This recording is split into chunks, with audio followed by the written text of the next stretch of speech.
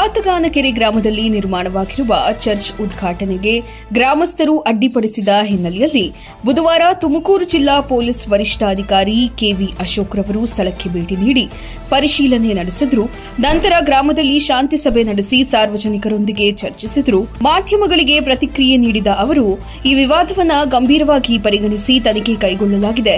ಇಂತಹ ಘಟನೆಗಳು ಮರುಕಳಿಸದಂತೆ ಜನರಲ್ಲಿ ಕಾನೂನು ಜಾಗೃತಿ ಮೂಡಿಸಲಾಗುವುದು ಎಂದು ತಿಳಿಸಿದರು. ಶಾಂತಿ ಸಭೆಯಲ್ಲಿ ಮಧುಗಿರಿ ಡಿವೈಎಸ್ಪಿ ಮಂಜುನಾಥ್, ಪಾವಗಡ ಗ್ರಾಮಾಂತರ ಸಿಪಿಐ ಗಿರೀಶ್, ಪಿಎಸ್ಐ ಲಕ್ಷ್ಮಣ್ ಸೇರಿದಂತೆ ಗ್ರಾಮಸ್ಥರು ಭಾಗವಹಿಸಿದ್ದರು. ಆಗಿರೋದ್ರಿಂದ ಯಾರಾದ್ರೂ ಈ ತರ ವಿಚಾರ ಗೊತ್ತು ಬಂದ್ರೆ ಇಮಿಡಿಯೇಟ್ ಆಗಿ 112ಗೆ ಕಾಲ್ ಮಾಡಿ, ಆಯ್ತಾ? 112 112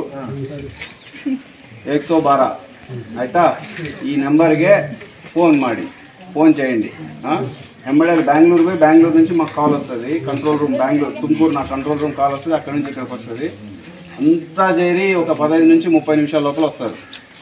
తిరుమల నుంచి ఇక్కడికి రావాలంటే ఎంతసేపు పడుతుంది?